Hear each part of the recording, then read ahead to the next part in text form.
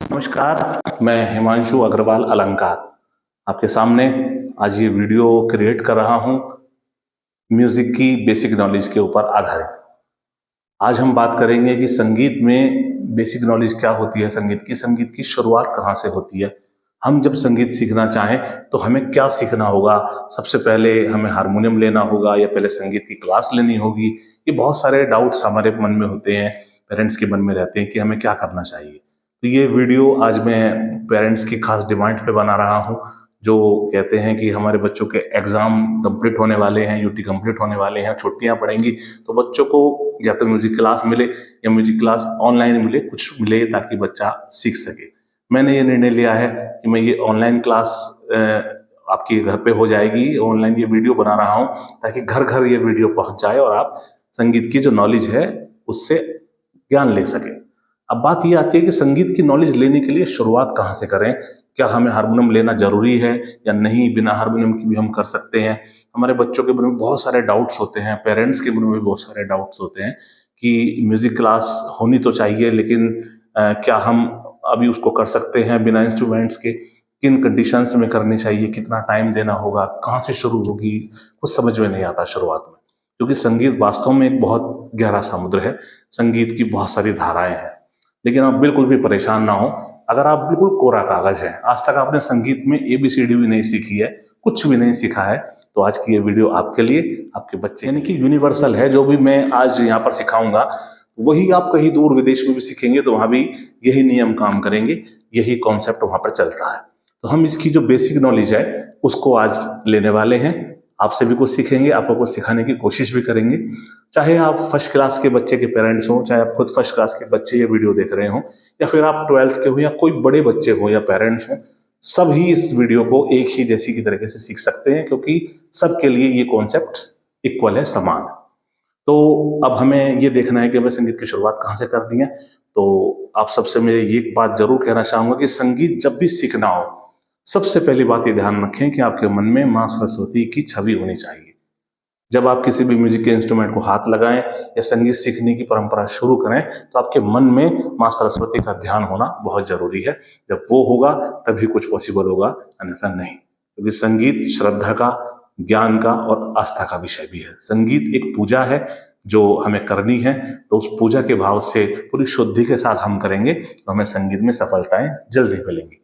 तो आइए आज हम सीखते हैं कि संगीत को हमें कैसे शुरू करना है, कैसे हमें शुरुआत करनी है और कैसे हम इसमें आगे बढ़े, देखते हैं। आइए अब संगीत सीखने के लिए हम सीधे चलते हैं हारमोनियम पर। हारमोनियम पर चलना इसलिए आवश्यक है क्योंकि हारमोनियम हमारा जो भारतीय संगीत है उसकी आधारशिला है। हारमोनियम में सभी सुर होते हैं, सुर तो सभी वाद्य यंत्रों में होते हैं, लेकिन हारमोनियम में शुरुआत सबसे पहले समझी जाती है आसानी से। जितने भी संगीतज्ञ हैं सभी हारमोनियम का सहारा लेते हैं, जितने भी गायक हैं वो सभी हारमोनियम का सहारा लेते हैं। तो इसलिए ये हारमोनियम को समझना कि हारमोनियम की संरचना किस तरह से है, हारमोनियम में किस तरह से सुरों की पहचान होती है, वो सब चीजें आज हम यहाँ से शुरुआत में सीख के चलेंगे। बिल्कुल भी टेंशन लेने की जरूरत नहीं है कि संगीत भारी है। इतना आसान करके संगीत को आपको समझाने वाला हूँ कि आप और आपके बच्चे दोनों ही मिलकर बड़ी आसानी से इसको सीख सकते हैं। लेकिन बस ध्यान नहीं चूकना चाहिए, वीडियो स्किप मत करना बिल्कुल भी। एक एक बात को बहुत ध्यान से समझना। आपके पास हारमोनियम है या नहीं है अभी कोई मैटर नहीं करता, केवल ये समझें कि हमें हारमोनियम को समझना कैसे। तो आइए शुरुआत करते हैं संगीत सीखने की। संगीत का पहला लेसन, फर्स्ट लेसन आज हम कर रहे हैं, उसकी शुरुआत यहाँ से होती है। हारमोनियम हमारे सामने रखा हुआ है, हम इस हारमोनियम की थोड़ी सी संरचना समझ लेते हैं पहले। ये देखिए, आप देख रहे हैं ये कीबोर्ड है, कुंजी पटल इसको बोलते हैं। ये व्हाइट और ब्लैक दो प्रकार की इसमें कीज होती हैं, कुंजी कहते हैं इनको। ये अधिकतर तो व्हाइट और ब्लैक ही होती हैं, कहीं कहीं ये सनमाइका जो होती है इसका कलर चेंज हो सकता है, लेकिन कॉन्सेप्ट यही रहता है। कुछ ऊंची होती है, कुछ नीची होती है। ये जो आप देख रहे हैं, ये जो वायर्स हैं, ये लोहे के, पीतल के, ये इसका स्पीकर बॉक्स है, यहाँ से आवाज आती है। ये जो शीशा है इसको इसलिए बंद कर देते हैं ताकि धूल ना जाए। जब इसको बजाते थोड़ा सा ऐसा कर लेते हैं तो इसमें आवाज थोड़ी तेज आ जाती है। पीछे पंखा होता है और वो सब चलता है, और ये जो होते हैं कुंजी, इसमें हवा अंदर चले जाए इसलिए इसके नॉब्स होते हैं। अब हमें मेन जो बात सीखनी है वो इस कीबोर्ड की सीखनी है, क्योंकि इस कीबोर्ड की समझ होनी चाहिए कि कीबोर्ड को कैसे यूज करना है। तो आइए समझते हैं कीबोर्ड की संरचना को। देखिए, हारमोनियम में ये जितने भी कीज हैं, अभी सबको अगर एक साथ समझने की कोशिश करेंगे तो बहुत भारी लगेगा। सबसे पहला हमें करना क्या है, हम हारमोनियम की कीज का ये पूरा जो पटल है, इसको कुछ टुकड़ों में बांटेंगे, यानी कि कुछ के कुछ भाग हैं, उस भागों को समझेंगे।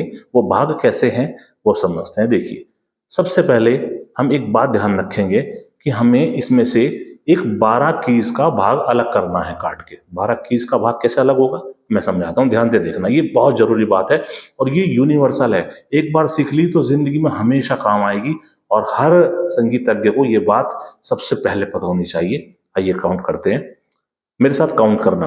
1 2 3 4 5 6 7, बस 7 पर रुकना है, 8 पे नहीं जाना है। दोबारा समझे, 1 2 3 4 5 6 7, 7 वाइट कीज, ध्यान रहे 7 वाइट कीज, यानी कि 7 सफेद कुंजियां। उसके बाद ये जो 7 के अंदर अंदर ब्लैक थी, इनको अब यहां से गिनेंगे 8 9 10 11 12, इस तरह से ये हो गई 12। दोबारा देखें, 1 2 3 4 5 6 7 8 9 10 11 12, ये कुल मिला के 12 की का एक समूह होता है, ग्रुप होता है, जिसको बोलते हैं सप्तक। क्या बोलते हैं? सप्तक। अब इसकी पहचान करने के लिए ऐसा करते हैं, इसमें एक डिवीजन लगा देते हैं, इसमें एक पार्टीशन कर देते हैं। जैसे कि ये मेरा विजिटिंग कार्ड है, मैं इसको लगा देता हूं यहाँ पर पहचान करने के लिए। देखिए मैंने लगा के इसका एक पार्ट कर दिया, समझ रहे हैं? क्योंकि अभी कंफ्यूजन को दूर करने के लिए कुछ नीति है, उसको मैं फॉलो करने की कोशिश कर रहा हूं। देखो, अब ये मैंने अपना विजिटिंग कार्ड लगा दिया है, अब इसको गिनने में आसानी होगी। देखो 1 2 3 4 5 6 7 8 9 10 11 12, 12 की हो गई, जिसमें कि 5 काली और 7 सफेद की हो गई। ये पूरा हमारा एक सेट हो गया, एक सप्तक हो गया। ठीक है, अभी इसके नाम क्या है वो हम बाद में बात करेंगे।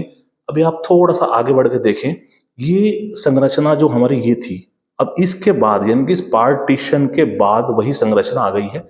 2 की काली वाली कीज है, उसके बाद एक व्हाइट है उससे पहले, ये यहाँ पे। अभी हमें दूसरा पार्ट काउंट करना है, तो दूसरा पार्ट काउंट करने के लिए हमें सेम यही करना है, कुछ ज्यादा नहीं करना, वही काउंटिंग रहेगी। 1 2 3 4 5 6 7 8 9 10 11 12। गेटिंग और नॉट? समझ रहे हैं ना? देखिए हमें दूसरा पार्टीशन कहाँ लगाऊं, मैंने दूसरा पार्टीशन लगा दिया यहां। समझ रहे हैं? आशा करता हूं कि अच्छे से समझ में आ रहा होगा। अब हम अगर इस पार्ट को गिनेंगे तो इसमें भी 12 की हैं, 1 2 3 4 5 6 7 8 9 10 11 12, 12 ही इसमें थी, 12 इक्कीस इसमें थी। तो हम इसको दूसरी तरह भी गिन सकते हैं, 1 2 3 4 5 6 7 8 9 10 11 12। ये 12 12 की के हमने 2 सेट बना लिए। अब थोड़ा सा और आगे बढ़ते हैं, एक सेट और शायद निकल आए, काउंट करते हैं, 1 2 3 4 5 6 7 8 9 10 11 12। तो मैं पार्टीशन कहाँ लगाऊंगा? यहां लगाऊंगा। ठीक है, अब मैंने कितने पार्टीशन कर दिए? 3 पार्टीशन कर दिए, हमारे 3 पूरे पूरे ग्रुप मिल गए यार, ये और ये, फर्स्ट सेकंड और थर्ड। अब आप देख रहे हैं कि कुछ कीज यहां पर बची हैं, लेकिन एक पार्ट पूरा करने के लिए नहीं है, कम है। कम कितनी है गिन के पता चलेगा, 1 2 3 4 5 6, यानी कि ये तो 12 की आधी है, तो इसको हम आधा पार्ट कह सकते हैं। जी हाँ, बिल्कुल इसको आधा पार्ट कहेंगे, क्योंकि 12 की आधी 6, ठीक है ना, 12 का हाफ 6। अब आप कहेंगे कि हमें याद कैसे रहेगा कि ये 12 की का समूह है? याद तो देखो रखना पड़ता है। इसकी पहचान के लिए मैं एक दो बात बता देता हूं। देखो, जब हम केले खरीदने जाते हैं तो केले हम तोल में लेते हैं, तोल में लेते हैं, तोल में नहीं लेते हैं। केलों को हम गिनती में लेते हैं, डजन में लेते हैं, दर्जन में लेते हैं, वो दर्जन में होते हैं 12। तो यहाँ कितनी कीज है? 12 12 12 12 और आधी, यानी कि ये कुल मिला के 3.5 पार्ट हो गए। इनको बोलेंगे 3.5 सप्तक। समझ रहे हो? मैं समझता हूं कि मुझे दोबारा बताने की कभी जरूरत नहीं पड़ेगी, ना ही आपको दोबारा सीखने की जरूरत पड़ेगी। यहां मेरी ये वाली बात पूरी होती है कि संगीत के पार्ट कैसे करें, हारमोनियम के पार्ट कैसे करें, अब इनके क्या नाम है वो समझते हैं आगे। आइए अब मैं आपको सिखाता हूं कि ये जो मैंने पार्ट अभी सीखे थे, इन पार्टों का नाम क्या है, इन पार्टों में कीज की पहचान कैसे होगी, वो सब हम सीखेंगे। लेकिन एक बात मैं दोबारा से रिपीट कर रहा हूं कि वीडियो को ध्यान से पूरा देखना। बीच में अगर एक बात भी स्लिप हुई तो अधूरी रह जाएगी बात, समझ में नहीं आ पाएगा। मैं बहुत अच्छे से समझाने की कोशिश कर रहा हूँ कि छोटा से बच्चा भी अगर सीखना चाहे तो वो भी सीख ले, उसको भी कोई दिक्कत ना आए। इसलिए मैं बहुत धीरे धीरे से एक एक बात को क्लियर करके चल रहा हूँ, क्योंकि संगीत ऐसे ही अगर समझ में आ गया तो कभी भूलोगे नहीं, और समझ में नहीं आया तो बड़ा भारी दिखाई देगा। ठीक है ना? तो इसलिए एक एक बात को बहुत ध्यान से सुनते चलेंगे, समझते चलेंगे। आइए अब हम पार्टों के बारे में, नाम उनके क्या है, कैसे उनकी पहचान हम आगे करेंगे, वो सीखते हैं। हम पहले पार्ट पे आते हैं। सबसे पहला जो हमारा पार्ट है, ये वाला पार्ट, यानी कि फर्स्ट ऑक्टेव। इसको हिंदी में बोलेंगे मंद्र सप्तक। क्या बोलेंगे? मंद्र सप्तक। दोबारा सुने, इंग्लिश में इसको बोलेंगे फर्स्ट ऑक्टेव और हिंदी में बोलेंगे मंद्र सप्तक। ये जो दूसरा पार्ट है, इसको बोलेंगे मिडिल ऑक्टेव और हिंदी में बोलेंगे मध्यम सप्तक। क्या नाम है? मिडिल ऑक्टेव इंग्लिश में, हिंदी में मध्यम सप्तक। ठीक है, अब तीसरे पार्ट की ओर चलते हैं। तीसरे पार्ट का नाम है, इंग्लिश में हायर ऑक्टेव बोलते हैं, थर्ड ऑक्टेव भी बोल सकते हैं, और हिंदी में बोलेंगे तार सप्तक। कौन सा सप्तक? तार सप्तक, ये वाला। ठीक है, एक बार से दोबारा से मैं बता रहा हूं, मंद्र सप्तक, मध्यम सप्तक, तार सप्तक। First octave, middle octave, higher octave. समझ रहे हैं? अब बात ये आती है कि ये कौन सा ऑक्टेव है, इसका नाम क्या है। ये हमारा एक्स्ट्रा है, ये इसको कोई नाम नहीं देंगे। ये जब हम, ये जो ऑक्टेव है, इसकी पहचान कब जरूरत पड़ती है हमें इसकी, जब हम हारमोनियम खरीदने जाएंगे तो आप दुकान वाले से कहेंगे कि हमको एक हारमोनियम चाहिए, तो आपसे पूछेगा कि कितने सप्तक का हारमोनियम चाहिए, कितने सप्तक का हारमोनियम चाहिए। तो आप समझिए बात को, देखिए प्रश्न में से उत्तर निकल के आ रहा है। अभी मैंने कितने सप्तक बताया आपको? 3 पूरे सप्तक, और ये कितना है? आधा। तो ये कितने सप्तक का हारमोनियम हो गया आपके हिसाब से? ये हो गया 3.5 सप्तक का हारमोनियम, 3.5 सप्तक। गेटिंग और नॉट? समझ रहे हैं ना? पहला सप्तक, दूसरा सप्तक, तीसरा सप्तक और आधा सप्तक, तो ये हारमोनियम हुआ 3.5 सप्तक का। अगर मैं एक बात पूछता हूं आपसे कि अगर ये 6 की जगह 3 की होती, बहुत सारे हारमोनियम ऐसे मिलेंगे जिनमें यहाँ 3 की मिलेंगी, तो ये कितने सप्तक का हारमोनियम कहलाएगा? ये कहलाएगा 3.25 सप्तक का, क्योंकि 3.25, समझ रहे हैं ना, 3.25। और अगर ये 6 से ज्यादा होंगी तो 6 से ज्यादा फिर कितनी होंगी? ये 9, तो वो होगा 3.25 का। और अगर ये पूरी 12 हो गई तो होगा 4 का। वैसे 12 वाला नहीं मिलेगा, ये इतना ही होता है ज्यादातर, 3.5 सप्तक का, 3.25 सप्तक का, यही हारमोनियम ज्यादातर जो है ट्रेंड में है। अब समझते हैं इसकी संरचना और इसके नाम। सप्तक कभी भी मत भूलना, सप्तक हमेशा ध्यान होने चाहिए अगर आप संगीत से जुड़े हुए हैं, और सप्तक के नाम आपको पता होने चाहिए कि सप्तक का क्या नाम है। अब इन सप्तक के अंदर की जो कुंजियां हैं, उनके हम थोड़े से नाम सीखने की कोशिश करेंगे। देखिए मैं बताता हूँ, इनको हिंदी में इंग्लिश में दोनों अलग अलग नामों से पुकारा जाएगा, लेकिन हम पहले इसको हिंदी में जो इनके नाम हैं उसकी तो हम सरगम से प्रैक्टिस करेंगे, लेकिन जो यूनिवर्सल हैं, जो कि आजकल ज़्यादा ट्रेंड में है, वो इंग्लिश के नाम जो है ज़्यादा ट्रेंड में है, तो उनको मैं सिखाता हूँ। एक सप्तक का नाम ध्यान से सुनना। नाम आप समझ गए, नाम बताने की दोबारा जरूरत नहीं सप्तक का। अब कीज के नाम देखेंगे सप्तक के अंदर। अब तीनों सप्तक का ध्यान नहीं रखेंगे, बस केवल एक सप्तक का ध्यान रखेंगे जो मैं समझा रहा हूं, इसके नाम देखिए, बहुत ध्यान से सुने। सबसे पहली की हमारी कौन सी है? ये वाली की हमारी सबसे पहले है ना, तो इस की का नाम है सी फॉर कैट। अब आप कहेंगे जी ये क्या बात हुई, ABCD तो ए से शुरू होती है, आप सी से शुरू कर रहे हैं, ये कौन सी नीति हुई? ये नीति है, इसका नाम सी है। अब इसको आप दूसरी तरह से समझाएंगे, वो मैं अभी थोड़ी देर में बताऊंगा, पहले आप सुन लें कि है क्या, फिर याद करना तरीका बताएंगे। C D E F G A और B। कहां तक? G तक। G के बाद जो रह गया था शुरू में, क्या रह गया था? A और B। दोबारा सुने, C D E F G A B। A B शुरू में नहीं आया, उसको बाद में लिया। ये मैंने नहीं लिया, ये म्यूजिक का नियम है, ये बुक्स में है, ये सब नियम है, वो मैं आपको बता रहा हूँ। ज़्यादा बारीकी में घुसने की कोशिश मैं भी नहीं करूंगा, आप भी नहीं करें, क्योंकि वीडियो बहुत लंबी हो गई है पहले ही, और वीडियो में मैं चाहता हूं कि ज्यादा से ज्यादा ज्ञान आए। एक्सक्यूजेस में ज्यादा घुसेंगे तो दिक्कत हो जाएगी। केवल वो समझे फिलहाल जो मैं समझा रहा हूं। CDEFGAB, clear. ये नाम बहुत ज्यादा भारी नहीं है, बस ये ध्यान रखना है कि शुरुआत में ए से शुरू नहीं करेंगे, दो छोड़ के सी से शुरू करेंगे। CDEFGA और बी। जी के बाद एच नहीं आएगा। तो आप कहोगे कि जी तक हमें याद कैसे रहेगा? मैं बताता हूं। मेरा नाम क्या है? मेरा नाम है हिमांशु, यानी कि एच। एच नहीं आएगा, एच से पहले पहले खत्म हो जाएगा। ठीक है, एच तो मैं खुद हुई, तो एच नहीं आएगा। कहां तक आएगा? जी तक। जी के बाद ए और बी। ठीक है। अब ये ब्लैक वाली की, ब्लैक वाली की का नाम क्या होता है? ब्लैक वाली की का नाम को अलग से नहीं होता। ये जो सी है, सी के ठीक बराबर में जो ब्लैक की है, यानी कि देखो ये जो सी को भी काट के इसके अंदर घुसी हुई है, ये ऐसे सी। सी के बाद जो है इसको बोलेंगे सी शार्प। क्या बोलेंगे?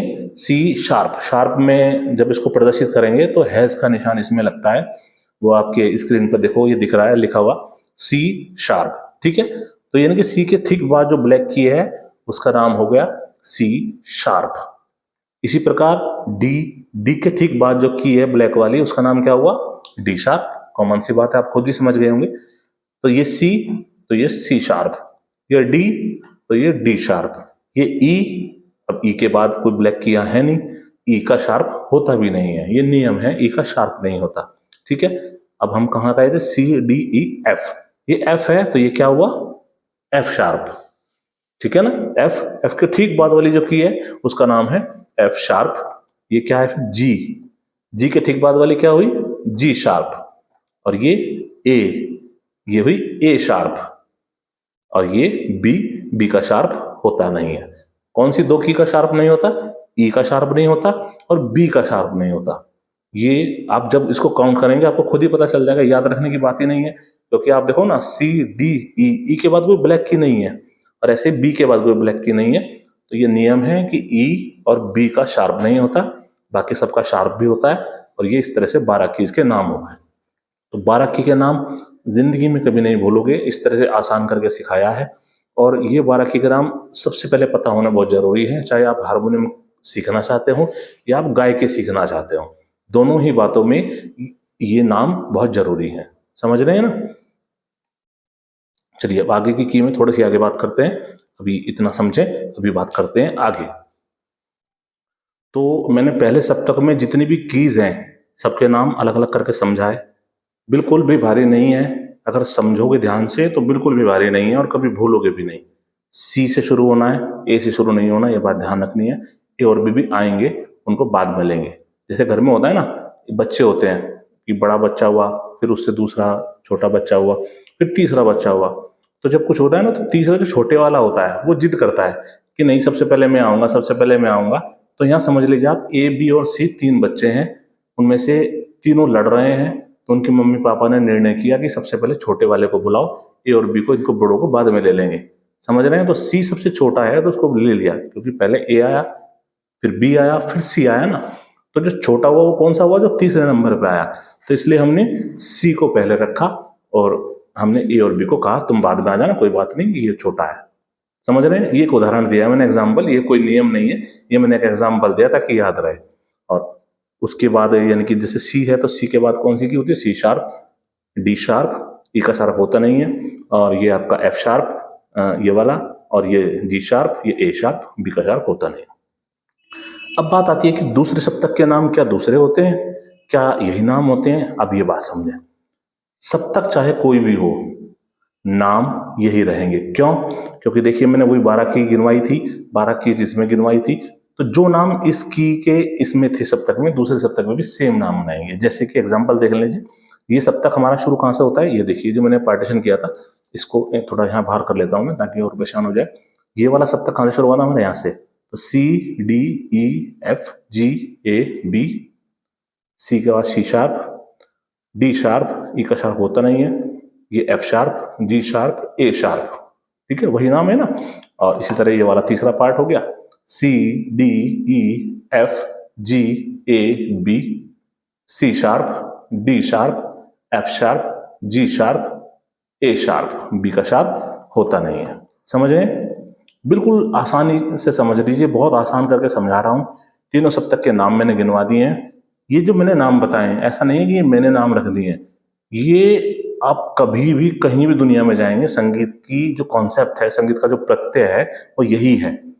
इसकी का नाम सी है तो सी ही रहेगा कहीं भी आप जाए। आप एक बात देखें, कहीं भी जब सिंगर कहीं गाना गाता है, कहीं आपने सुना होगा किसी भी सिंगर को गाते हुए, तो वो जब गाना गाते हैं, आते हैं जब स्टेज पे माइक पे, तो सबसे पहले वो कीबोर्ड वाले से कोड मांगते हैं। कोड कैसे मांगते हैं? जिसको जो गाना गाना है उसका स्केल मांगते हैं। स्केल, ये स्केल है कि किस स्केल से मुझे गाना है, उस स्केल के नाम है। जैसे वो मांगता है कि मुझे तो सी शार्प दिखा दो, तो सी शार्प दिखा दो, तो सी शार्प कौन सी हुई, मैंने समझा दिया आपको। सी शार्प हमारी ये हुई। ज्यादातर मिडिल ऑक्टेव में ही रखेंगे, क्योंकि मिडिल ऑक्टेव में आवाज ठीक रहती है। यहाँ पे बजाएंगे, यहाँ पे बजाएंगे, कहीं भी बजा लीजिए, आवाज सब जगह आएगी। लेकिन ये जो बीच की ऑक्टेव होता है, इसकी आवाज थोड़ी सी सही होती है, मीडियम सी, तो इसलिए बीच के ऑक्टेव में बजाते हैं। वो ऑक्टेव वाला जो बजाने का पार्ट है, वो हम अगली वीडियो में देखेंगे। फिलहाल हम केवल इसकी संरचना, इसके नामों को समझ रहे हैं। ठीक है, तो मैंने भी तीनों ऑक्टेव के बारे में बता दिया, तीनों ऑक्टेव के नाम समझा दिए, इंग्लिश नाम समझा दिए। एक किसी भी ऑक्टेव से घबराने की कोई जरूरत नहीं है। अब हारमोनियम हमारा इतना बड़ा नहीं है, हम कितना सा है, इतना सा हमारा हारमोनियम है। कितना? केवल 12 की। अब यहाँ से एक प्रश्न बनता है कि संगीत में कुल कितने स्वर होते हैं? संगीत में कुल कितने स्वर होते हैं? संगीत में कुल 12 स्वर होते हैं। कितने? 12। एक दर्जन में कितने केले होते हैं? 12। संगीत में कितने स्वर होते हैं? 12। अब वो 12 में संरचना आपने समझ ली। कितने सफेद? 7 सफेद 5 काले। 7 सफेद 5 काले। इनकी और थोड़ी सी डिटेल अगली वीडियो में आएगी कि इनके कोड्स होते हैं। कोड्स को कैसे हम पहचान करेंगे, कोड्स कैसे लगेंगे गाने में, कोड्स की हमें क्या जरूरत पड़ती है, और अगर हम हारमोनियम लर्नर हैं तो हमें कोड्स क्या हेल्पफुल हैं या नहीं है, वो सब आगे वाले लेसन में देखेंगे। ये जो हम पहला लेसन आज कर रहे हैं, इसके लिए जितना मैंने अभी बताया इतना पर्याप्त है। तो पहले लेसन में एक बार मैं रिमाइंड करा दूं, मैंने क्या क्या कराया। पहले लेसन आज हमारा हुआ। पहले लेसन में सबसे पहले हमने हारमोनियम की संरचना को समझा। सबसे पहले हमने माँ सरस्वती का ध्यान किया, हारमोनियम की संरचना को समझा। उसके बाद हारमोनियम का स्ट्रक्चर देखा था। ये जो नोब्स आप देख रहे हैं, ये खुलनी जरूरी होती है। ये होता है, एक वीडियो में अलग से बना दूंगा हारमोनियम का पूरा कॉन्सेप्ट वैसे समझने के लिए कि हारमोनियम बजाने से पहले किन किन बातों का ध्यान रखें, क्या क्या हमें ऑन करना है, क्या क्या नहीं ऑन करना है। लेकिन वो बाद की बात है, पहले हमें कॉन्सेप्ट समझना था, वो हमने कॉन्सेप्ट समझाने की कोशिश की, ताकि जो हमारा फोबिया है हारमोनियम के प्रति, हमारा जो फोबिया है म्यूजिक के प्रति, वो कम हो सके। हम समझ सकें कि इसकी संरचना कैसे समझनी चाहिए, कैसे हम इसको टुकड़ों में बांटें। अब हम जो भी आगे बढ़ेंगे, हमें पूरे हारमोनियम पे नहीं करना है, हमें केवल मध्यम सप्तक में करना है। कहाँ पे करना है? मध्यम सप्तक में, यानी कि मिडिल ऑक्टेव में। तो कुल मिला के बात यह है कि ये जितनी भी संरचना मैंने बताई है, अब इससे जब आगे बढ़ेंगे तो उस आगे बढ़ने के लिए हम मिडिल ऑक्टेव का हम सहारा लेंगे। ये वाला और ये वाला ऑक्टेव हम यूज नहीं करेंगे। मिडिल ऑक्टेव का हम सहारा इसलिए लेंगे क्योंकि इसकी वॉल्यूम जो होती है वो यहाँ पर काफी अच्छी आती है। अब जैसे मैं एग्जांपल आपको बता भी, तो देखिए मैं एक धुन बजा रहा हूँ, तीनों ऑक्टेव में वो धुन बजा रहा हूँ, और तीनों ऑक्टेव में वो धुन अलग अलग बजेगी तो एक ही तरह से, लेकिन उसकी फ्रीक्वेंसी अलग अलग आएगी। देखिए मैं पहले मंद्र सप्तक में बजा रहा हूँ।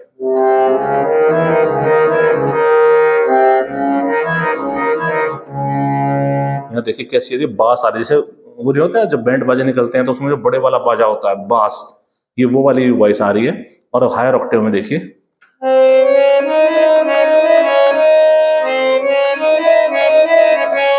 ये थोड़ा पिच इसका हाई हो गया, यानी कि हमारी वॉइस से थोड़ी सी ऊंची जा रही है। अब मिडिल ऑक्टेव में देखेंगे,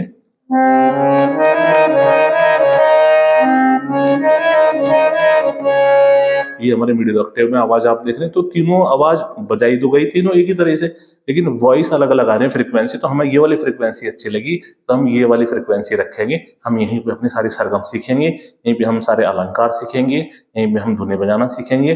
तो आगे आपको अगर ये मेरी वीडियो अच्छी लगी हो तो इस वीडियो को लाइक भी करें, शेयर भी करें, कमेंट में मुझे जरूर बताएं कि आपको मेरी कौन सी बात अच्छी नहीं लगी, कौन सी मैंने गलती करी बताने में, या आपको क्या चीज ज्यादा अच्छी लगी, या कोई तरीका मेरा जो बताने का है उसमें कोई शब्द समझ में ना आ रहा हो या मेरा बोलने का तरीका तेज है या स्लो है, वो सब आप मुझे कमेंट बॉक्स में बताएं, मैं रिप्लाई करने की कोशिश करूंगा।